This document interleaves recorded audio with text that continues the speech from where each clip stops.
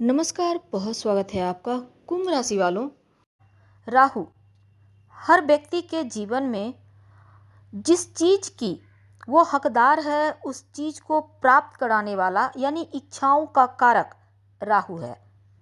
अब राहु किसी चीज को प्राप्त करने के लिए जब आप एड़ी चोटी एक कर देते हैं, हर तरह की साम दाम दंड भेद अपना लेते हैं, तब उस चीज को प्राप्त करके ही आप दम लेते हैं और ये राहु के कारण होता है।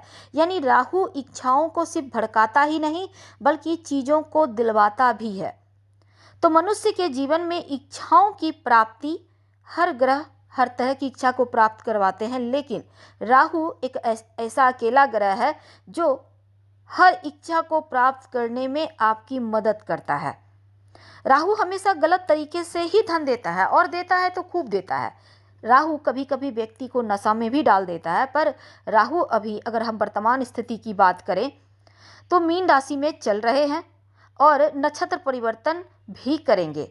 राहु मीन राशि में गोचर कर रहे हैं और 30 मई तक वो मीन में रहेंगे, इसके बाद कुंभ राशि में प्रवेश करेंगे। राहु हमेशा पीछे की ओर चलते हैं, वक्री अवस्था में रहते हैं, तो मीन राशि से निकलकर अगर सीधी तौर पे देखा जाए तो बाकी ग्रह मेष में पहुंच जाएंगे, लेकिन राहु कुंभ में आएगा।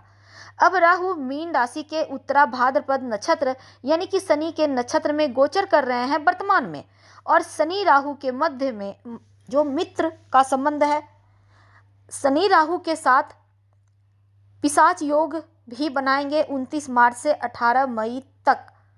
अब जो राहु है वो आपके लिए मार्च के महीने में, चूंकि यहाँ पर देखिए 29 मार्च को जो शनिदेव हैं राहु के साथ आकर पिशाच योग बनाएंगे और राहु मीन राशि में 30 मई तक देवगुरु बृहस्पति के नक्षत्र पूर्वा भाद्रपद नक्षत्र में रहेंगे। तो बृहस्पति का नक्षत्र है, अब बृहस्पति के नक्षत्र में और बृहस्पति की ही राशि में राहु, और अंतिम पड़ाव चल रहा है राहु का। फिर इनका महापरिवर्तन होगा और ये अपने जो मित्र हैं शनिदेव उनके घर कुंभ राशि में चले जाएंगे। तो मीन राशि में जब तक हैं दुखों से मुक्ति दिलाने वाले हैं, लेकिन जब वो मित्र के घर जाएंगे तब पूरी तरह से रिलैक्स हो जाएंगे और राहु जबरदस्त लाभकारी उन्नति दायी रहेंगे अगले जो आपका 1.5 साल का वक्त है उसमें।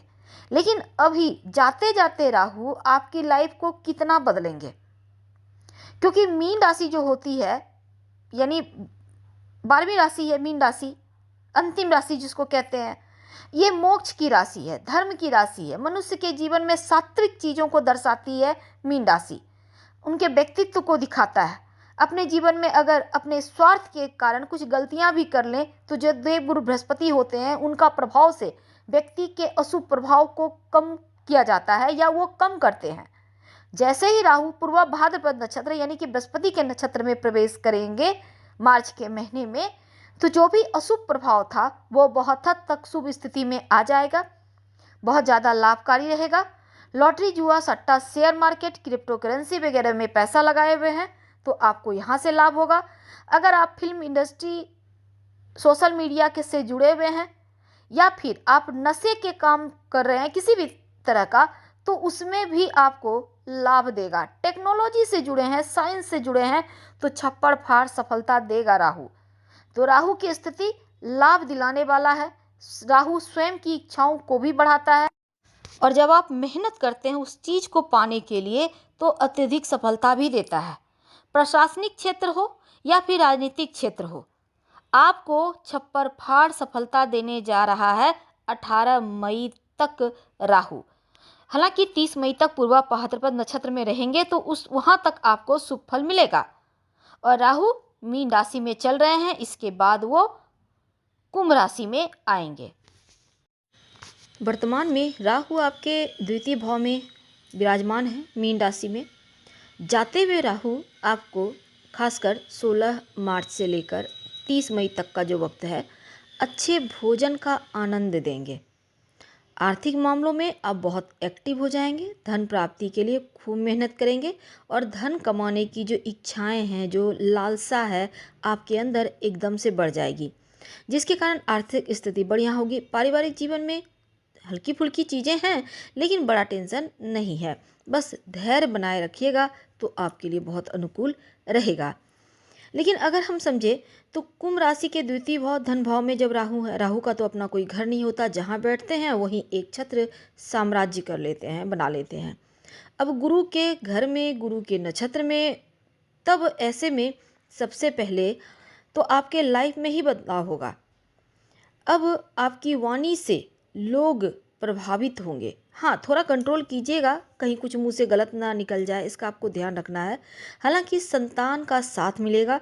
अगर आप जॉब करते हैं, सीनियर जो है आपके या उच्चाधिकारी या फिर आपका पिता या आपका जीवन साथी, यहाँ पर उनके साथ तालमेल बनाकर चले। हालांकि उनका सपोर्ट आपको मिलेगा, लेकिन वाणी पर कंट्रोल तो रखना है। पर अद्भुत दैवीय गुण आपकी वाणी में विराजमान रहेगा। साक्षात सरस्वती कह सकते हैं। आप जो बोलेंगे वो एकदम से सच हो जाया करेगा।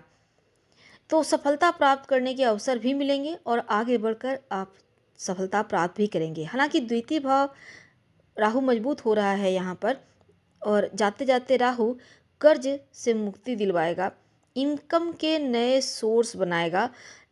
अगर कुछ लोगों को, कुछ कुंभ वालों को गलत आरोप लगाकर जॉब वगैरह से निकाल दिया गया है, तो अब इस मध्य आपको जॉब प्राप्ति हो सकता है। हाँ, अहंकार जरा कम कीजिएगा। पिता के साथ रिश्ता आपका बढ़िया होगा।